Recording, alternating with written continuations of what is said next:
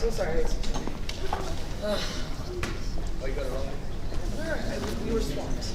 We weren't supposed to be here. We're supposed to be at 5. Sorry?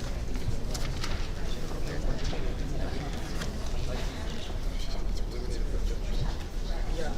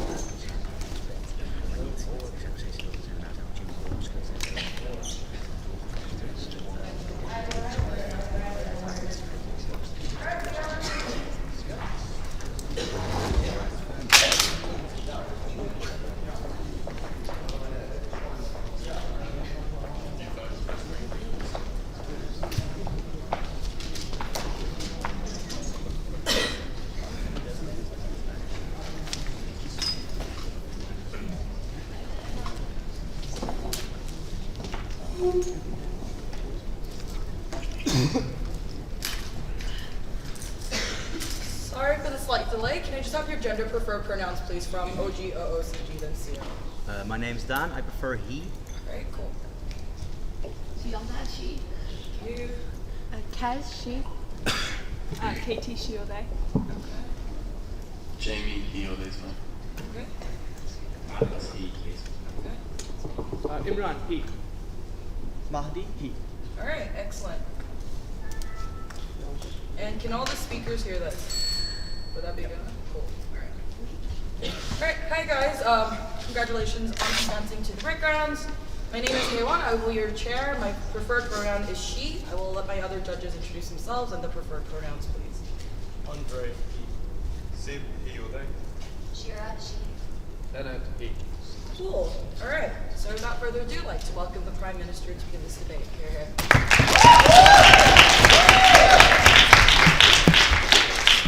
Before I start, can I check if any of the judges are trainees in this round?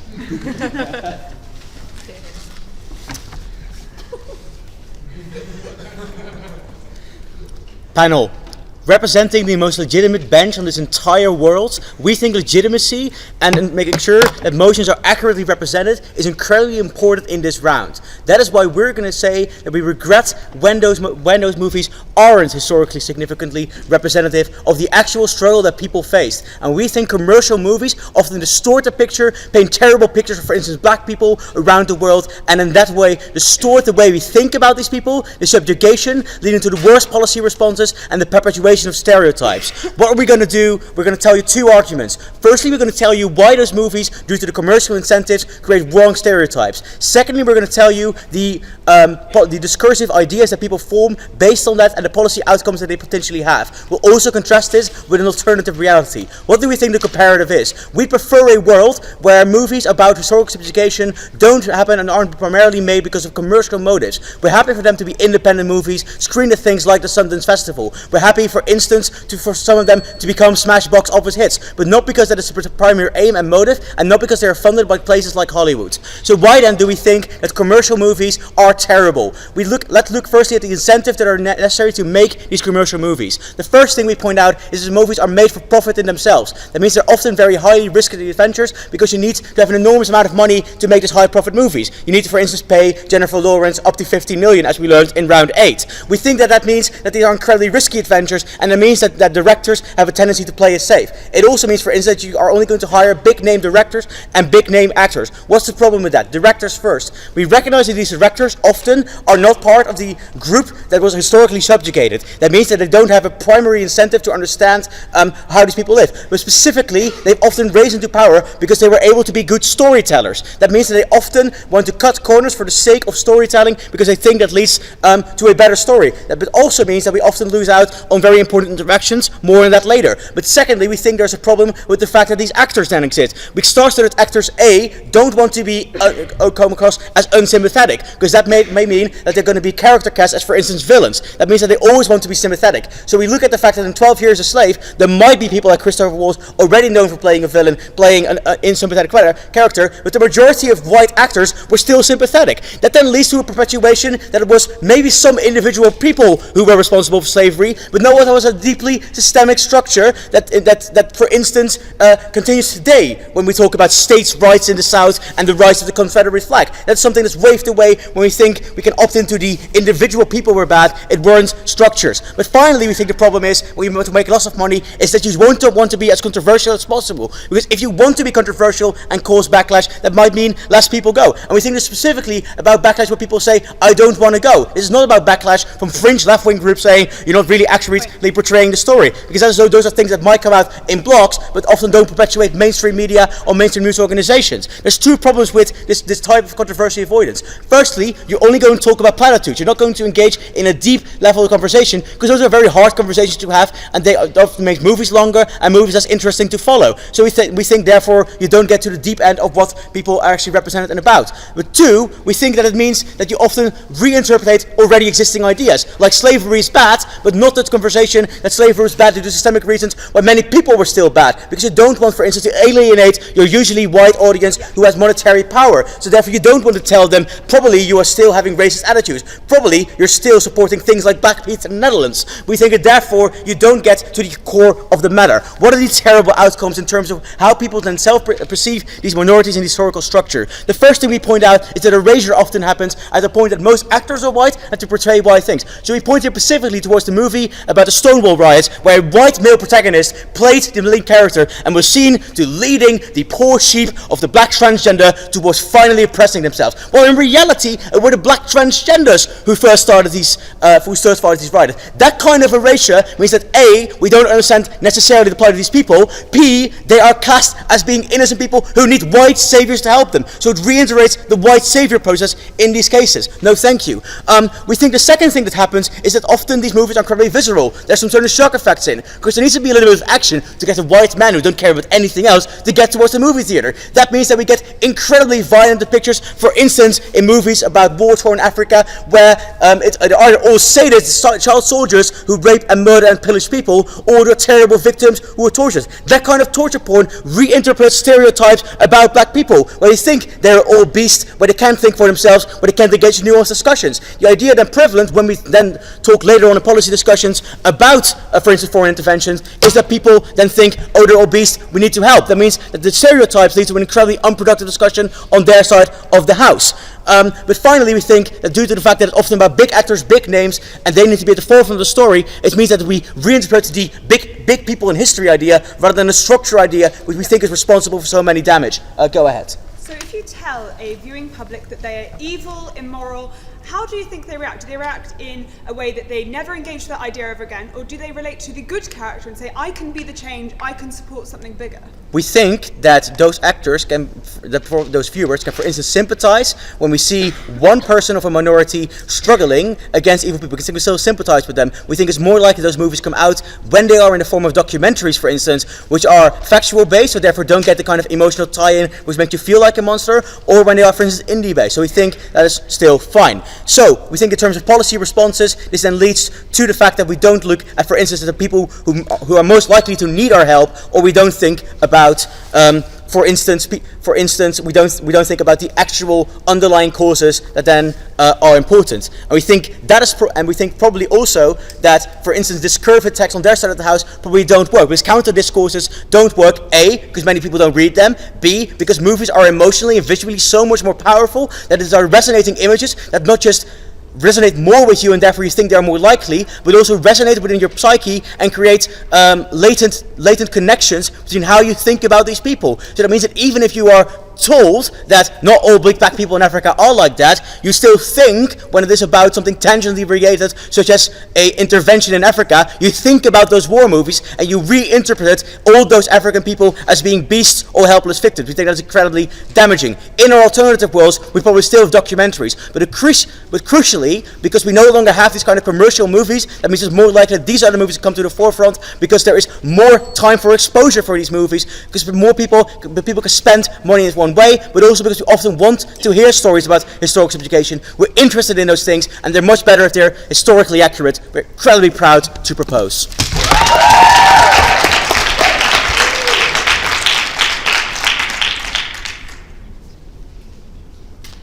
Thank you very much. Now I'd like to invite the Leader of Opposition.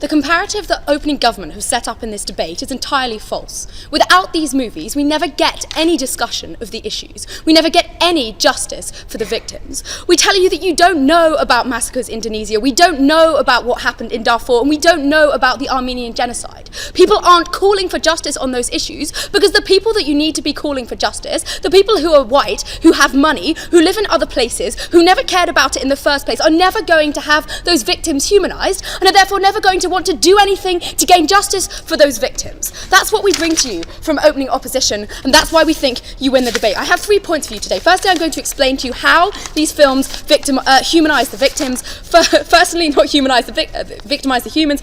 Secondly, I'm going to talk to you about why inaccurate stories, even if they are inaccurate, are so important. And thirdly, I'm going to talk to you about how we get this international pressure, how we put pressure on all the horrible white people. But firstly, on some rebuttal. Firstly, we're told that this distorts the way you think about people. Well, we tell you you don't think about these people. You have no thank you. You have no incentive to think about these people at the point of which thinking about suffering is quite horrible. And you think that it's entirely unrelated to you. You think that it's not your fault. We don't understand why you would want to spend your time thinking about that. But secondly, these independent movies are never going to be made, so they don't have anything they can talk about. And what's specific about movies is that movies don't just exist in something that you go to the cinema and you sit in front of a big colourful screen for 2 hours. They write articles about movies. Books are promoted based on the fact that these movies happened. You have important actors like Leonardo DiCaprio going on talk shows and talking about the fact that they're in these movies. So it is massive discussion. Even if something is made for profit, they want to make the issue seem important, so you want to go and watch their movie and give them money. That's something that's really important at the point at which you have to sell the idea of the struggle as something that you would actually want to participate in, even if their incentive is profit. So we think that that's something that falls on our side of the house. But we also think that people do turn off, this is our POI, when white people are seen as universally bad. If there is a character in the movie that you can look at and you can see, yeah, I would have acted like that in this circumstance, and this thing is still happening. So I'm going to act about that now. The fact that that happened was awful, and now I'm going to stand in front forefront of the fact that this happens, and I'm going to say no, it can't happen anymore, because at the point at which you see the people who are being destructed as humans, this is my first point, the point at which you humanize victims. 800,000 people died in Rwanda. It is absolutely impossible for someone living on the other side of the world to understand what 800,000 people looks like, to understand what 800,000 lives actually consist of, and how disgusting it is that those lives are gone. At the point at which you have a figurehead for the struggle provided through this movie, you have someone, you understand their background, you understand their familial relations, you understand why it's horrible when this one person that you really like's wife died. And it is true that there are always humanized black characters in these films, there are always humanized characters of these minorities, because you have to have them for the struggle. So there is always someone that you can relate to. We think that at the point at which you give tragedy a human face, it's a lot easier to understand the human cost of that tragedy and want to compensate for the fact that that tragedy had a human cost. But we also think that you see the process of the tragedy. When you read an article in a newspaper and they just give you the figures and then talk about what some president somewhere said about the fact that this thing happened, it's very difficult to understand what the happening actually meant for the victims, how it happened and why it was so bad. And we think that these stories are told, and it's much easier on our side of the house to get this discussion. So why are these inaccurate stories so important? Mostly because these groups still don't have power. Like, if you are a group that the world enables a genocide to happen against you, you are not someone who is particularly popular or anyone particularly cares about. That hence why the atrocities happen. They still live in this system of systemic injustice, which means that the victims of the Rwandan genocide still have no voice on the international stage. The people with the voice on the international stage are the people who are going to watch the for-profit movies, and they're the people that we have to get on side. We are happy to accept that sometimes this misrepresents victim stories, but at the point at which we get a better world for those victims to live in, we are entirely happy to stand behind that no thank you on opposition. But and crucially, this wouldn't happen otherwise, because those people can never get those independent films made. But secondly, we think it politicizes the issue for the people who watch the film. Like, it's quite easy to see, oh, like slavery was something that happened a long time ago. Oh, the Rwandan genocide happened a long time ago. But there are still things that need to happen in order for that thing to change. There are still things that exist under the status quo. There are still victims who need justice. There are still black people who aren't able to get jobs. And we think it's quite important that you have to make people see that these groups are still struggling or still haven't had the problem solved. Often at the end of these movies there are scrolling credits where it's like, this man lived a long life and was happy, or this man never got the justice that he deserved. And we think that because these stories are crucially often related to true people who actually existed, it's much easier to think, what is that happening to that person now, and how do we need to change it? So we think that these feature films, as I already pointed out, they aren't just 2 hours of your life, and at the point at which you leave the movie and you go and read articles, those articles are likely to be more about the Rwandan genocide itself and less about what the character was doing in the film. Like, even if you go and watch 12 Years a Slave, because Leonardo DiCaprio was whitewashed onto the cover of the film, you still went to watch 12 Years a Slave. You still engaged with the issues that were in that film, and you never would have done that otherwise. You never would have done that if it was not for profit. So why do we get justice for victims? Closing first, go, quickly. So since the comparative you want to set up is with Quickly. issues that people wouldn't have engaged with at all anyway, like Darfur or the Armenian genocide, could you name mainstream commercial films that depict either of those issues? Okay, no, we can't. But there are some that wouldn't have been depicted otherwise, like Rwanda. We're saying that there are some that exist. Just because some don't, not every single one gets a film, it doesn't mean that the films that do exist and wouldn't on your side of the house aren't important. So international pressure. We think for justice to occur, we have to have the bad people caring. We need more powerful voices who are elsewhere. We need the white people with all the money who are able to pay for the for-profit movie. We need the people who read the newspapers, who read the articles. We need these people to pressure their governments. We think that international pressure in cases of historic subjugation is something that does just need these things, because it's a vehicle for justice to happen. We think that it requires these people. So, for example, in Hotel Rwanda, after Hotel Rwanda, the French government had been harbouring people who had committed genocide, or at least accused of committing genocide in Rwanda. They have since given them up, because their people watched Hotel Rwanda and was like, what our government did was disgusting, and we're going to pressure them for it. Those people have been given up and sent to the international court as a result of a feature film. So it may be stupid and for profit, but it does mean that the people in those countries who interact with that film are likely to think that what their government did is bad, at the point at which the French national newspapers are saying, look what our government did, this is disgusting. But we also think that it leads to other things like charity campaigns for refugees. At the point at which you think, oh, what happened in Rwanda was really disgusting, and you want to help people who were forced to leave the country, you're more likely to want to donate for a cause at the point at which you have a human to donate to. You have someone who was humanised via that film. So Rwanda now gets more aid than it it did before Hotel Rwanda, even though it was in a worse situation before that film was made. We think it's not just discussion that you get in this debate, you get actual hard impacts for victims. That's what we stand behind in opening opposition.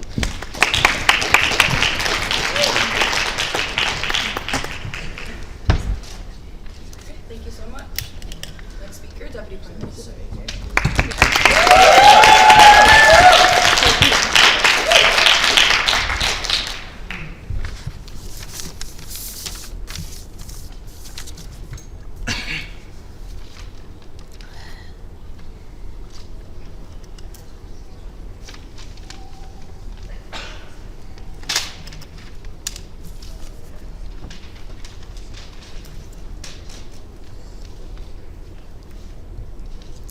Dear panel, 2 points in my speech. I'll firstly talk about identification, how people identify with the characters in a movie, why we think that becomes worse on the opposition side, why we think that it's much better when it's either independent movies coming out, documentaries coming out, or people actually talking about the story rather than making it a hype in a commercial sense. And then I'll talk about discourse, when we think that we get better discourse on our side of the house, where the discourse that they create might be some form of discourse creation, but doesn't lead to the positive outcomes that they claim.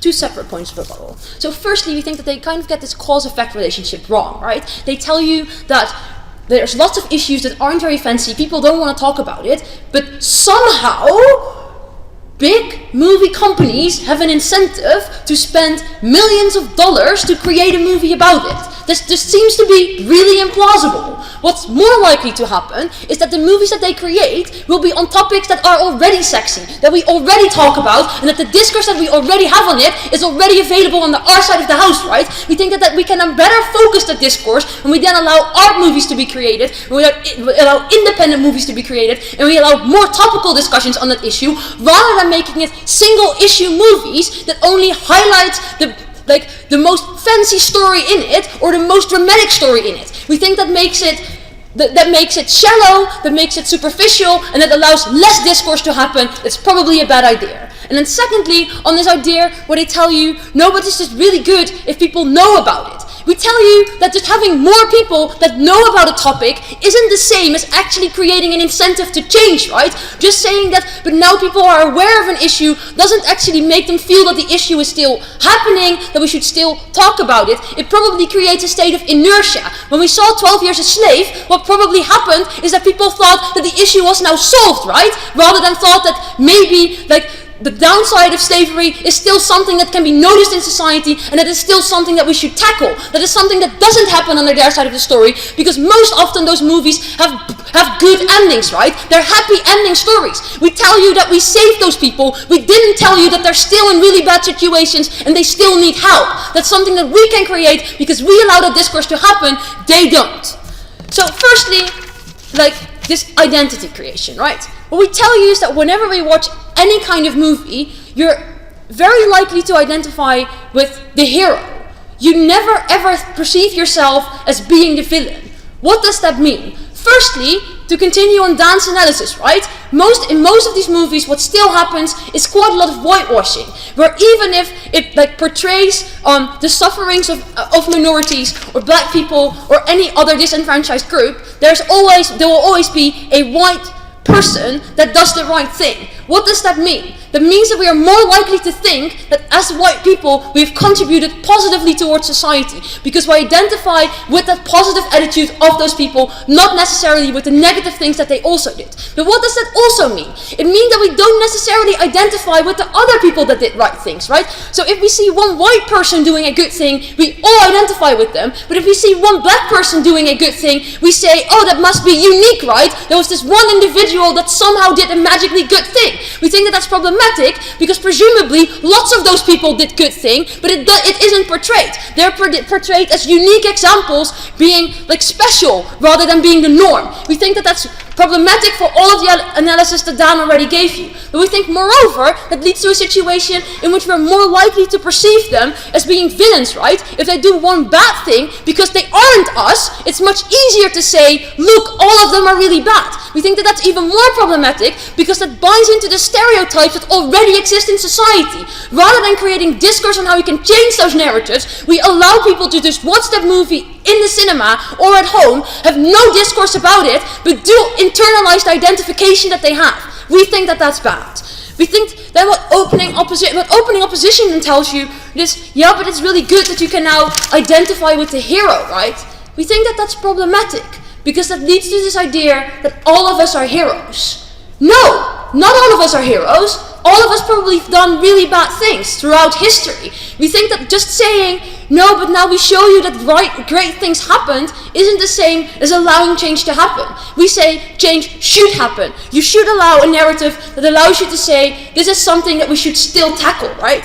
And that then also leads to a better understanding of discourse creation. Why is that better on our side of the house? What we tell you is when these movies come out, they will already be on topics that are very sexy, that are already in the news. We think that leads to this idea that these are the sole issues that we should tackle, but also that the issues that are portrayed in those movies are the sole issues that we should talk about, not the wider conflict, not the widespread systematic oppression or or subjectification of those people. We think that they never allow that to change because for their side, I'll take you in a second, because for their side for discourse to happen, you should then also have those people opt into those other discourse that occurs, right? They tell you, yeah, but now other stories can also come out because it is popular. We tell you that most people won't actually read that. Most people just watch that movie, like it, and then watch another movie. They will then not go on the internet and search the historic context of that topic. Why is that problematic? Because it leads to having more people with a bad understanding of the topic rather than with more people with the right understanding of the topic. What we tell you is that the people that already want to understand it, for instance, when they tell you, no, but with Hotel Rwanda, at least people then started to donate, that can probably happen on the our side of the house because those people are also more likely, they probably belong to the elite, they have the money to spend, they're more likely to actually watch independent movies. We think that all of that effects can still happen. Kes? So, how do you get people to get their discussion on Rwanda on your side of the house to the point at which we tell you that people don't like thinking about suffering? They don't choose to read articles that are horrible. They want to watch movies because they're sexy. So how do you get your discussion? We told you, firstly, that the discussion that you get on your side of the house isn't the right kind of discussion because we discuss shallow subjects. We think that the hero in that movie was a unique example rather than a much broader sense of people doing the right thing. But we also tell you that we can get that discussion, right? Because presumably when that company decided to invest millions of dollars in creating Hotel Rwanda, that was already a topical issue that people already talked about. We think that we create that access because those topics will be in the news. Because we then also allow people that actually experienced it, that belong to those minorities groups, to talk about it without being shushed away because now the majority thinks that they can have a say about it. We don't think that just claiming that people now talk about it is the right thing. You should tell us why they talk about it in the right way. That's more important. That's why we win on opening governments.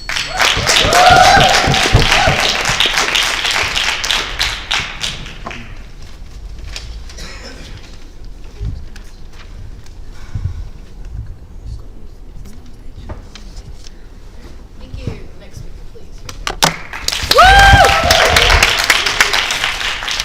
Sorry, one sec.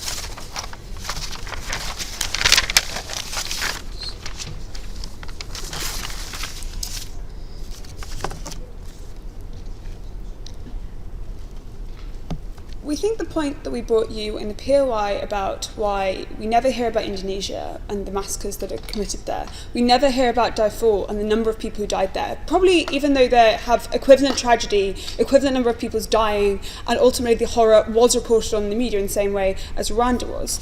The difference being that when you have a commercial film, something that everyone can latch onto, which everyone can see as a part of themselves and take, even if it is only for a period of 6 months in which that film was promoted and the media actually has that story, that is more awareness than they ever get in a documentary they never ever bother going and see.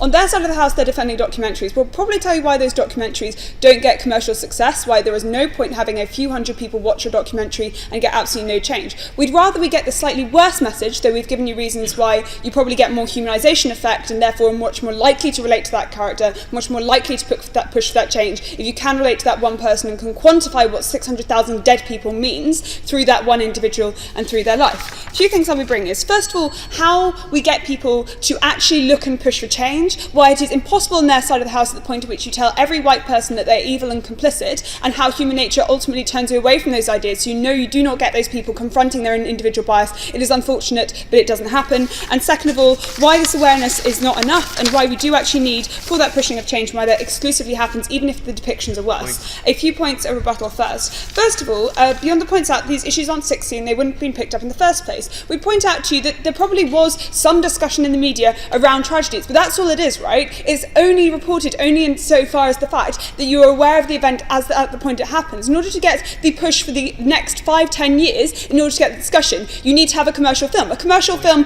of which people will buy the DVD, which comes out in great fanfare, which the media picks up every single time something comes up, because people are aware and are linked into that issue, because they're linked into the life of that person. We think that's incredibly important. So unlike the fact that Rwanda even happened in the first place, yes, there was some discussion at the time, but it didn't become as palatable within the American public. We think the fact that they think that somehow the American public pick up, and we're pushing for the American public, by the way, because we think it's probably quite the biggest and occasionally the worst education system for actually pushing people's awareness of international issues in that sense.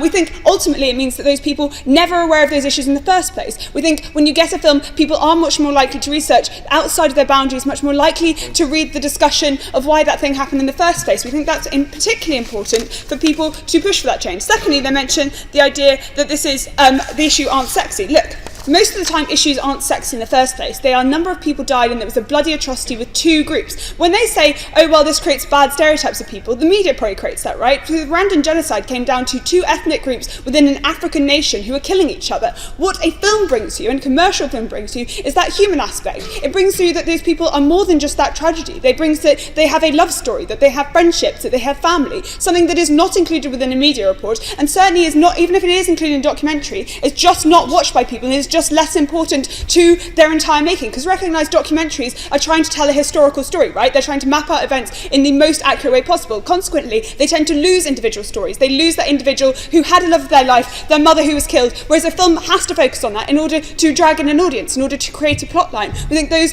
does humanise people and make you much more likely to latch on in a way that a documentary isn't.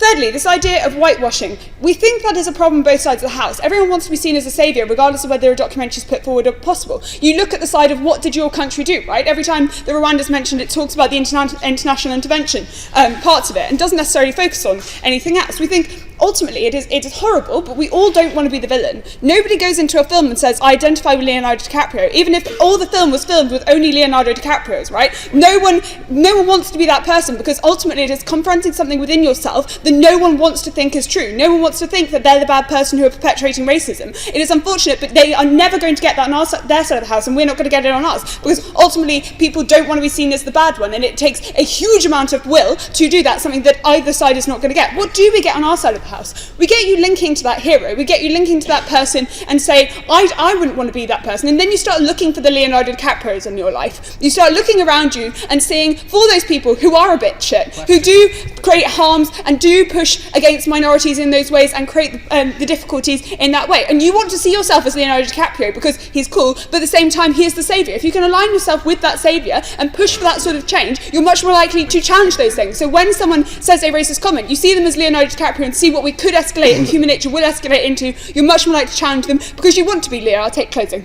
At any point in Hotel Rwanda, is there a discussion of post-conflict reconciliation or nation building that happens after an intervention in genocide? Not within the film, but as Kez pointed out to you in numerous methods, there is a huge media discussion which your side of the house never gets. We get to the point that people who are in Hotel Rwanda get to go on TV and there's a discussion about it. There are books released on the back of it which become immensely popular. People are much more likely to read into the history of the conflict, and all of it, I mean, Kez loves it, but is much more aware of the Rwandan genocide and how the discussion affects now. We're much more aware of it. The consequences audiences are, beyond debaters, no one is aware of Indonesia and the massacres that existed. The books that sell in Indonesia are basic. Nobody ever picks up on them. The fact is because there is no commercial film behind it, because that is the push within the public sphere for people to go and read it. The point they bring us on Stonewall, and this is second point, is the idea that we do get that criticism, right? Because every media outlet criticised the Stonewall film for being historically inaccurate, and therefore the film bombed, right? Because huge swathes of which the population that film was aimed at never turned up and never bothered. Consequently, it is in commercial interest to make it at least partially accurate for that group to go and support that film, because ultimately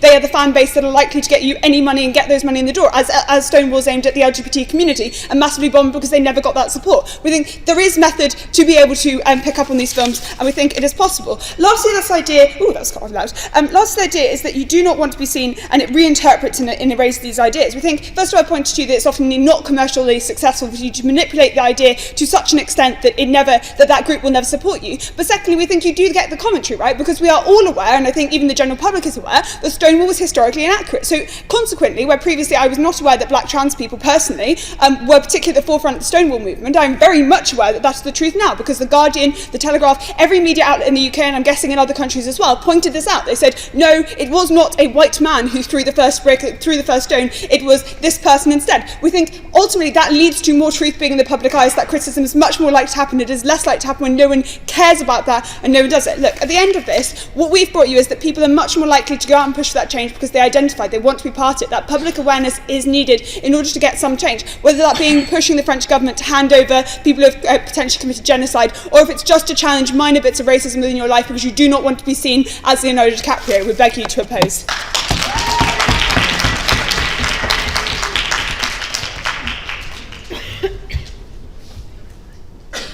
Alright, thank you so much. Now I'd like to invite the member of government.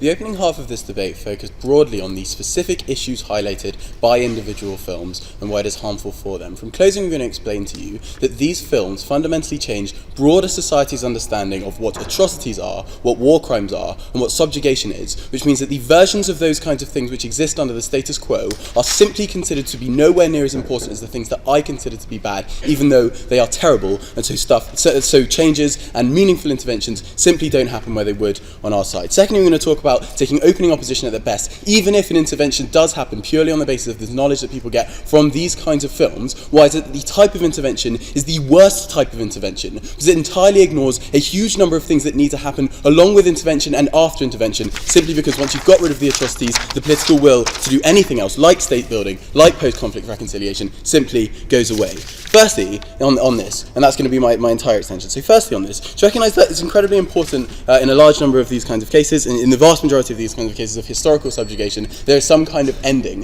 Usually you get a representation of the end of that situation, the way in which it is no longer the case that slavery exists, the way in which it is no longer the case that it is now the case that women have the vote, and so the issues struggled for in suffragette are now gone away. So opening opposition say it's great because these issues are engaged with. Just note that the way in which these issues are engaged with is with regard to that film. The engagement that opening opposition has is with regard to the understanding of what these issues are based on what I saw in that film and based on the horror I saw in that film. Now, the commercial incentives to make that film are to ensure that people are shocked, so that a lot of the time the shock value is what gets that film interesting, is what makes these people want to see the film in the first place, which means that the worst end of these kinds of problems is what is presented to these individuals. Why is this so problematic? Two reasons. Firstly, in a large number of cases, issues which happen today, which are incredibly different and fundamentally different to the kinds of issues that are presented in this film, are not done anything about. There is no political will to do anything about them. them because they are applied by analogy to the understanding that people have from these films. So, when you see there's a huge issue of bonded labour in India, which is fundamentally different from the kind of slavery that is presented in 12 Years a Slave, people consider that it is nowhere near as bad as the horrific things that I saw in 12 Years a Slave, and therefore does not come under my understanding of what an atrocity is. When people see that women are consistently subjugated throughout the world, that women are consistently faced with a huge number of problems, they notice that the ways in which women are subjugated in suffragettes are nowhere near as bad as the things that I see and the things that I'm presented with now. On a comparative, we say this presentation still happens. People are still told about these issues. People still find out about these issues in these kinds of circumstances. People don't think is that those issues are anywhere near as bad as what I understand to be something that I can consider an atrocity, that I can categorise to be something that needs to be done. You see, a huge number of people buy into the narrative that says, well, it's not that bad. Well, it's nowhere near as bad as these kinds of things. Well, actually, this kind of issue has been solved. We say that that's entirely not the case. We say it's much better to live in a world in which, even though people aren't talking about those specific atrocities anywhere near as much, there is much more ability to drum up support in opposition to these problems and support policies which will look to solve these problems, and people don't consider them to be the war crime that they're being talked about, to be the historical subjugation that they're being talked about, because their definition of a war crime is entirely different. Their definition of a war crime is a historical war crime which is nowhere near as bad as the thing that I'm presented with now, because the thing that I was presented with in those films was the very worst end as a direct result of the commercial incentives they have. Opening. So if we put a human face on bonded labour within India, say of a 12-year-old girl, do you think people are much more likely to push for change and say push on the international scene for these sort of things to be banned and to be rooted out? So, one, insofar as bonded labour in India has been happening for an incredibly long time and nothing has happened, that is not a comparative thing to say. Two, just recognise that the way in which this kind of labour is likely to be presented in a way that would mean that people will engage with that film in the same way that they engage with 12 Years a Slave is to try and make it seem like 12 Years a Slave is as the situation there is as bad. What that means is they will have to change that. The point where someone says it is not as bad as you're saying it is, even though this film is trying to tell you this is as bad as 12 Years a Slave, that is simply not true. When people say, look, these are the ways in which these people are faced with problems, these are the differences, that's something that becomes incredibly persuasive and is a much lower bar. We're saying that those are still atrocities that need to be dealt with. Secondly, taking opening opposition at their best and saying that there are certain times issues which are continually relevant, that have films made about them that people want to do something about. We say that these kinds of things feed into the very worst types of interventions that happen. We don't think that government intervention in an atrocity is a good per se. It needs to bring about good and meaningful outcomes. We say that the kinds of interventions that we see on their side of the house are interventions that purely act to stop the awful things I saw in that film from happening. We say that intervention involves within itself a large number of responsibilities after having done so. We say it's simply not good enough to stop the fact that a certain group of people is committing genocide against another group of people in Rwanda. We say having done so, the state that has done that, the state that has removed that government, the state that has removed that group from power, has created an incredibly volatile circumstance within that country. They take on a huge number of further obligations. They take on an obligation for post-conflict reconciliation. They take on an obligation for state building and nation building. Because if those things don't happen, then the conflict boils, then the very problems are able to come to the forefront again, along with a series of other problems. The reason why that doesn't happen on their side of the house is because people want something to change so that the atrocities cannot happen anymore. They consider that the reason why you would change something is because of the things I've seen in that film. When those things go away, when those killings aren't happening anymore, people no longer consider that that is something that they need to continue to be a part of. That's why you see a withdrawal from Afghanistan, even though there was nowhere near enough structures in place to actually stop that. That's why you see a withdrawal in Iraq, even though the army was nowhere near well trained enough to deal with IS. Because people's understanding of what an atrocity is, and people's understanding of what requires something to be changed, is an incredibly high bar. Once that bar has been met, and once those issues have been taken away, the political will simply goes away. What we tell you from Closing Government is not only that the individual issues that you're talking about have these kinds of problems, but these kinds of problems apply to all atrocities and all war crimes. Because when someone sees a war crime, when someone sees someone being accused of a war crime, they consider what they understand that war crime to mean, and they consider what they broadly understand the definition of that war crime is, when the things that are happening in this specific circumstance don't match up to the analogy that they have in their head, because it's an entirely different situation in an entirely different context, they simply don't consider that to be something that needs anything done for it. We say that actually, even if it is the case that something is done for it, the way in which it's done is incredibly harmful. What that means is that these films do more harm than good, because on a comparative, they still get that information. It's just that information is not compared to anything other than their broad understanding of what is moral. I propose.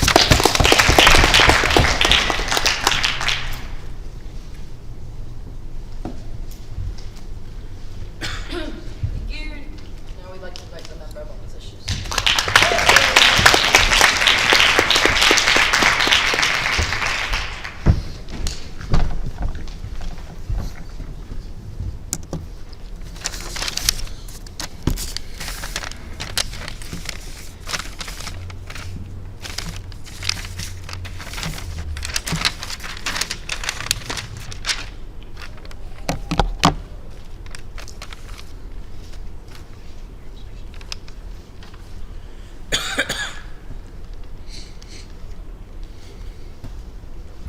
Two clear pieces of extension. First, I'm going to talk to you about how the atrocities of the past for one society is currently the atrocities of the present for many societies, and how these films help situations in many other societies that you don't know of. Secondly, I'm going to talk to you about how the current narrative that exists today, that people know the majorities oppress minorities, isn't representative enough, isn't strong enough for people to realize that the microaggressions that they carry out today is something that they need to be severely concerned about. Before I do that, some rebuttals, right? Ladies and gentlemen, team closing would have us believe that when you have commercial mainstream movies, the understanding of subjugation, understanding of war crimes gets fixed to a certain standard, and hence when you have things about bonded labor in India, you just can't relate enough, right? 3 points of rebuttals to that. Firstly, understand, ladies and gentlemen, your understanding of bonded labor in India does not only it's tied to your understanding of one particular oppression in some other country because it's that worse. It also depends on how the story is being told to you about Indian labor, Indian bonded labor, right? How the cinematography happened, how well the story was told to you, how it was humanized to you. We believe people have the ability in them to understand, even though bonded labor probably was not as bad as, let's say, the worst thing that happened in the planet, it's still something we should be severely concerned about. Second, ladies and gentlemen, understand that the argument is essentially saying, because Holocaust is the worst thing that ever happened, no other war crime is a war crime anymore, right? Ladies and gentlemen, understand, only because Holocaust happened does not necessarily mean the things that happened in Bangladesh in 1971 when 5 million women were raped is any less of an atrocity.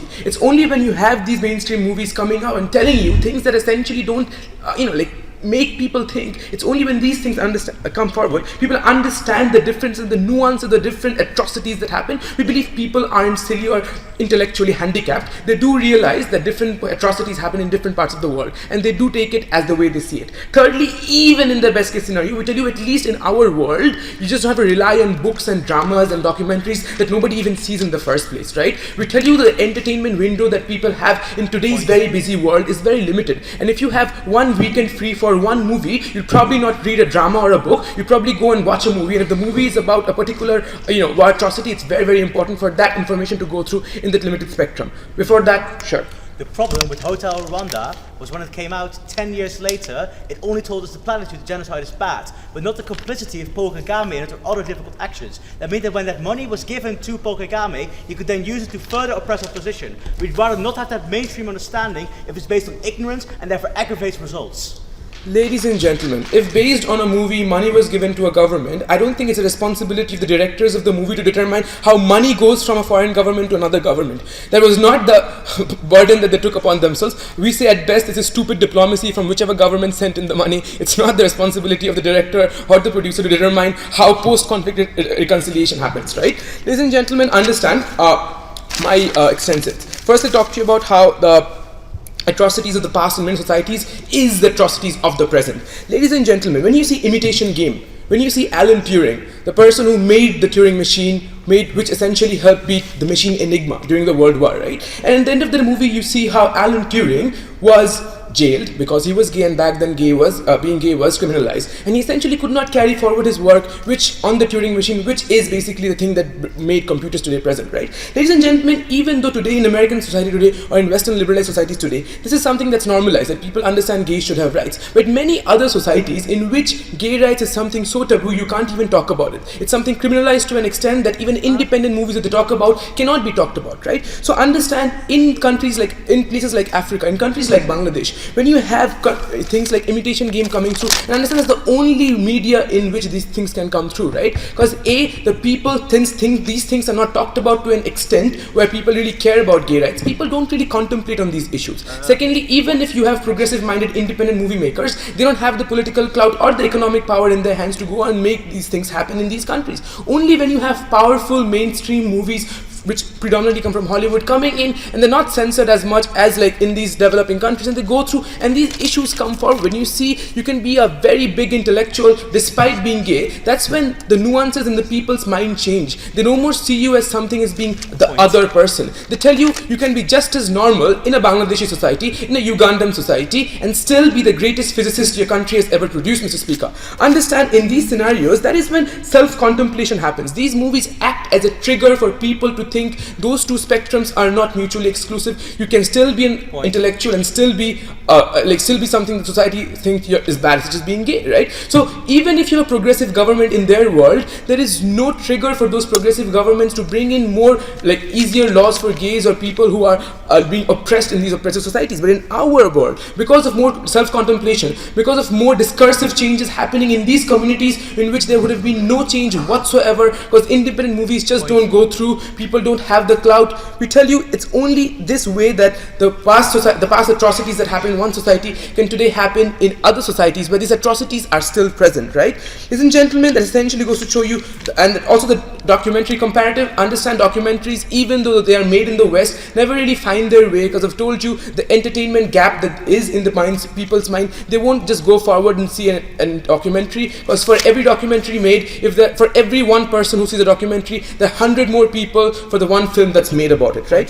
Second speaker, ladies and gentlemen, why the current narrative isn't just representative enough, isn't just strong enough. And it's also answered the question that even if you have movies in the past about this particular oppression that happened, why you still need more movies, right? Ladies and gentlemen, understand that the microaggressions that happen today because aimed at communities who were disadvantaged because they were oppressed in the past, the current narrative is the majority understands that this oppression did take place. The thing that they do not understand is the nuances of how which it knows. So sure, you know that the blacks were oppressed, sure you know they don't get education, but the moment you see that they were whipped bloody for wanting something as silly as going to the bathroom on their own, when you see that they were stripped naked and made to stand tied to a T for wanting education for their children, you realize really how hard their lives was. And that's something, a moving an image as something is something you're going to see not in a documentary. As I've told you, people just don't see documentaries, just debaters really. We tell you, in that world, if you need these changes to happen, this guilt-driven empathy, and we don't really believe that all majorities, every single person in the majority is an evil person and they'll never think about good things.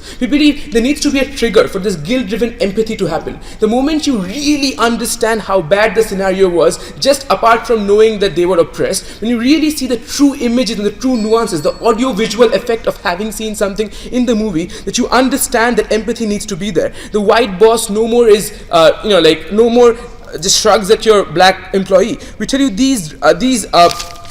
the correct representation needs to happen, and also past atrocities in current societies need to be taken care of. For all those reasons, we are very proud to propose. Thank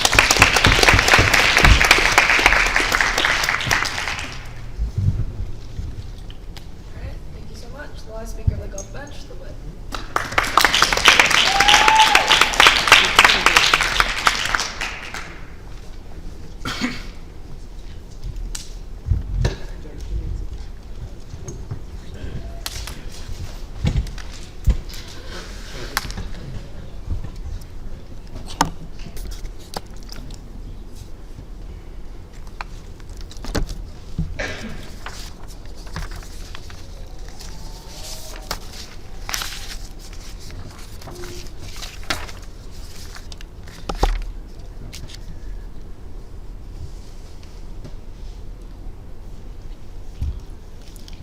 2 points of clash. Firstly, what is relevant and what matters in this debate? Secondly, how do we achieve change for the things that are relevant and matter?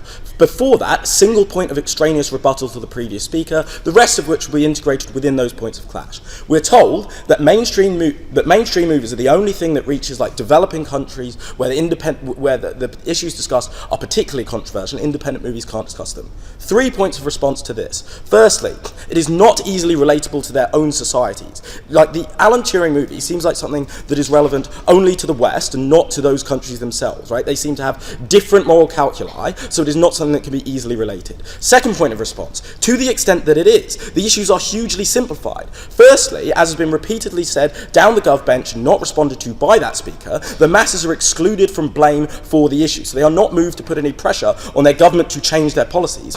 And further, the simplification of this movie is critical in, like, to use their example, the tragedy of Alan Turing being imprisoned and chemically castrated is precisely because he is a genius, not because he is a human, right? That is a sort of simplified message that means the understanding they get is flawed to the point of being actively harmful. Third response, note, as was pointed out in Jamie's speech, again, critically unresponded to, what happened to Turing was worse than what most homophobic countries do to homosexual individuals within them. Therefore, they actively excuse themselves as a consequence of this film.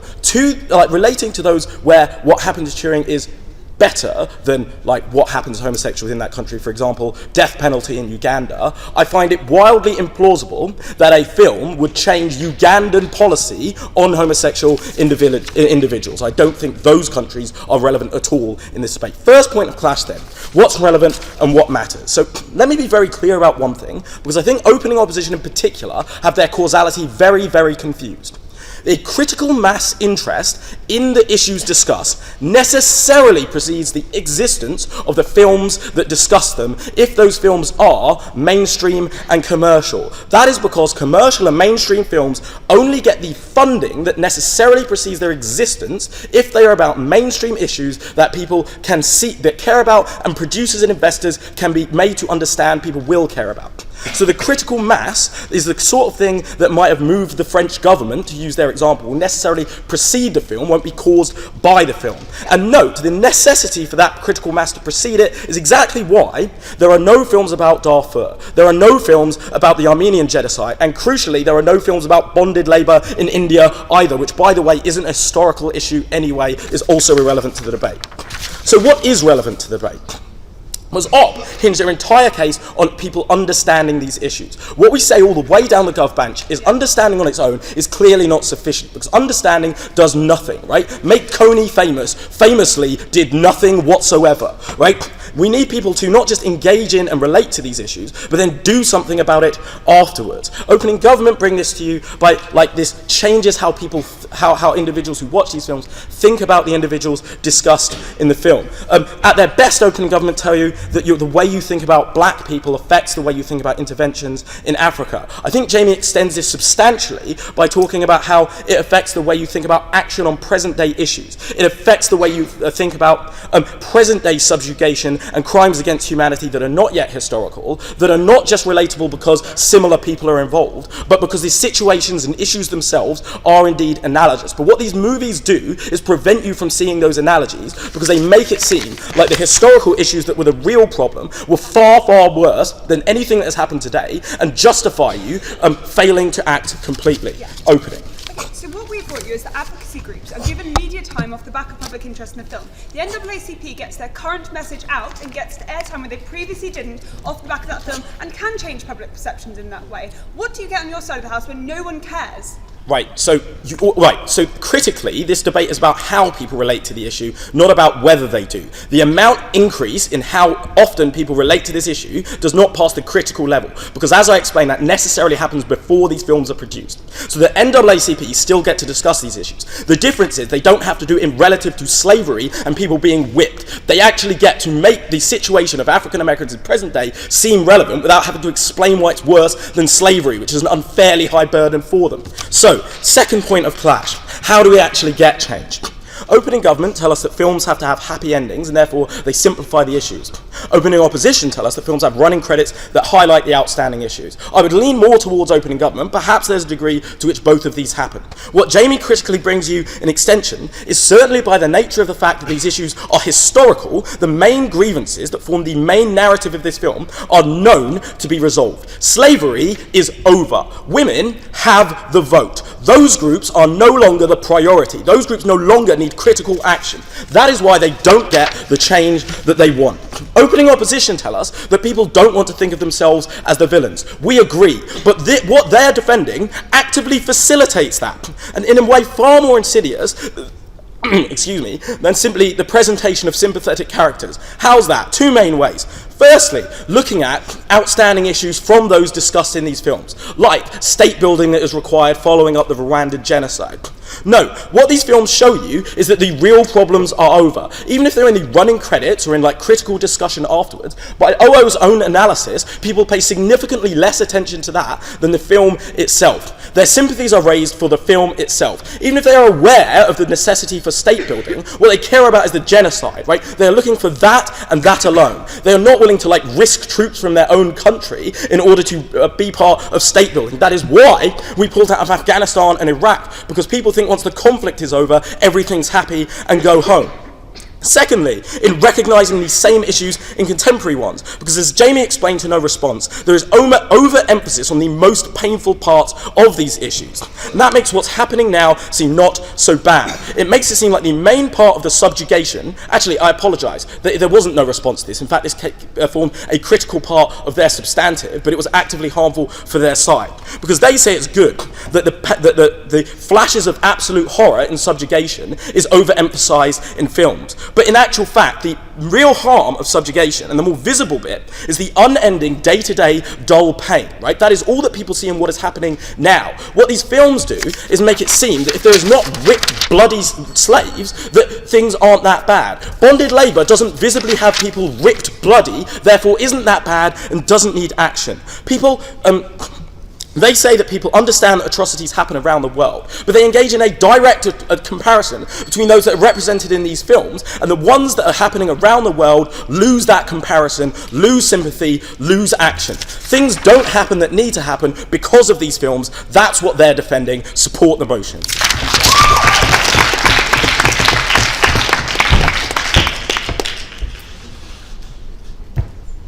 Thank you so much. I'd like to invite the last speaker of this debate.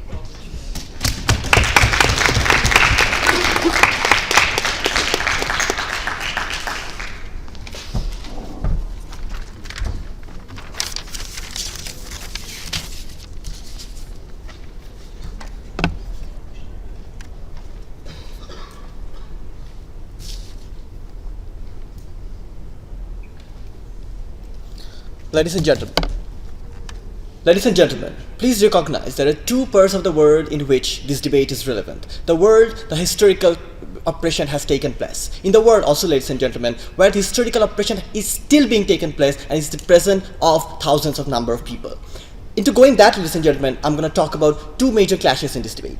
First of all, whether these movies, commercially created movies, are redundant and distortion of history. Secondly, whether it improves the current situation of thousands and lakhs of people of the world. First of all, ladies and gentlemen, we heard this from both sides of the house. These movies are platitude because it talks about issues which are already generally accepted. But recognize this, ladies and gentlemen, which is platitude for one part of the world is not platitude to the other part of the world. Because recognize this, maybe in USA, in Europe and in America, the gay rights are generally accepted. The gays should have the right to do whatever they want to. But in many parts of the world, ladies and gentlemen, for example in Africa, for example in South Asia, gay rights are not accepted.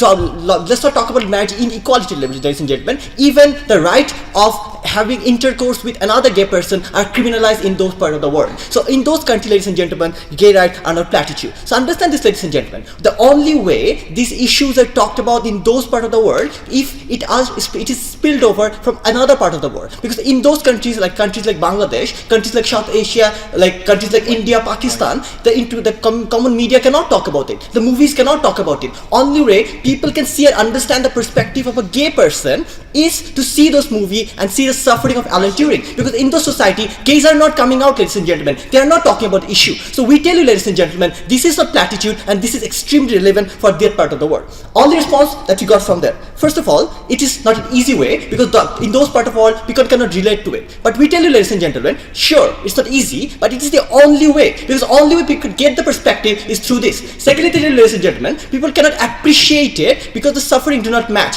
We tell, ladies and gentlemen, suffering actually match because the suffering and the state oppression Alan Turing faced at that time in Britain, ladies and gentlemen, this is the same that people in Bangladesh are facing now. So people can directly relate to that. Now, ladies and gentlemen, let's also talk about a part of the world where the suffering has taken place and situation has changed. They tell you, ladies and gentlemen, that black is oppressed. This is something everyone accepts. So there is no reason why you should show it again and again. We tell, ladies and gentlemen, the extra benefit of audiovisual effect, ladies and gentlemen. We tell you, when you see it, when you understand the type of suffering they had to go through, you start contemplating about it.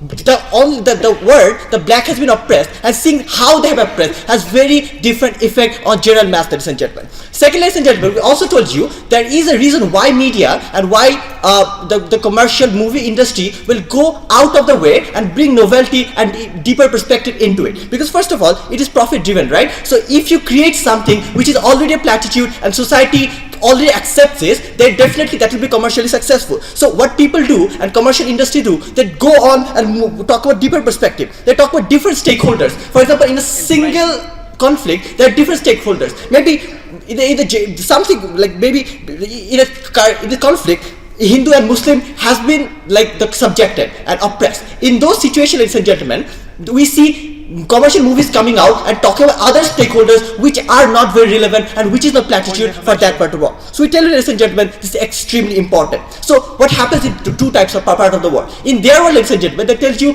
you only see the movie and you really understand the effect out of it, and you take a different picture, a different impression than what you should. We tell, ladies and gentlemen, it creates a trigger inside your mind that blacks have been oppressed. I mean, at the point of time, it's more likely that you will go on and research about it and think about it. In our world, ladies and gentlemen, that research is more likely than their world, because in their world there is no trigger of this happening, ladies and gentlemen. So we tell you, this is better. The presence of this is much better. Yes, sir.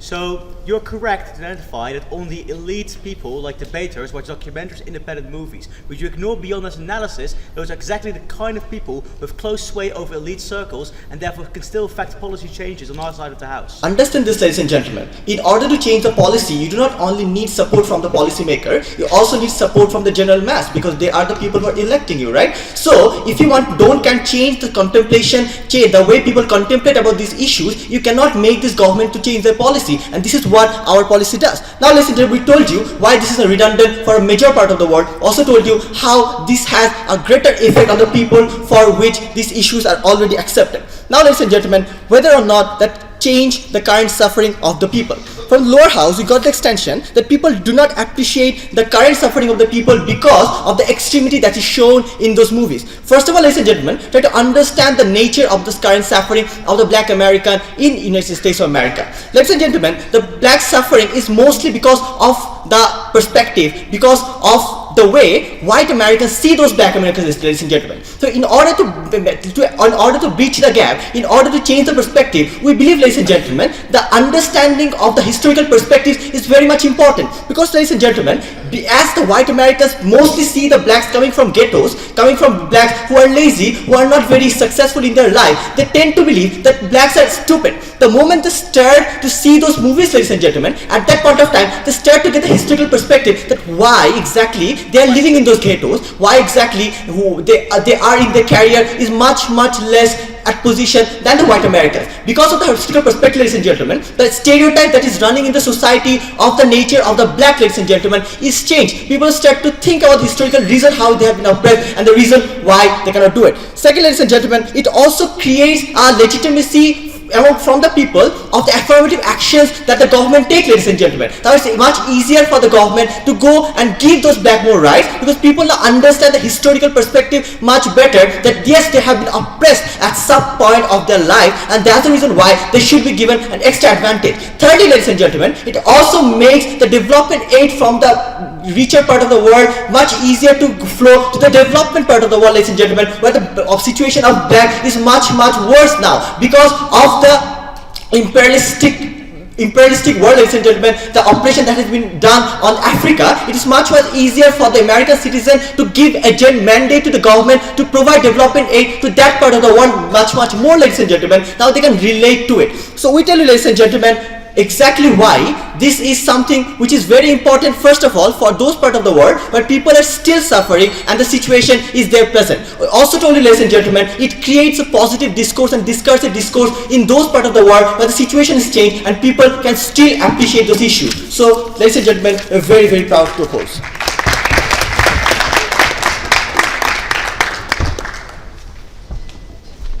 Thank you, debaters, for a wonderful debate. Please cross the floor, shake hands, enjoy the rest of the day.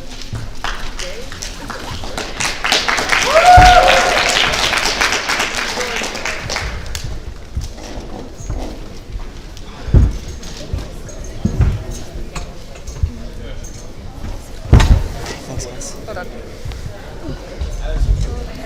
Right. I was just wondering because yes, also match.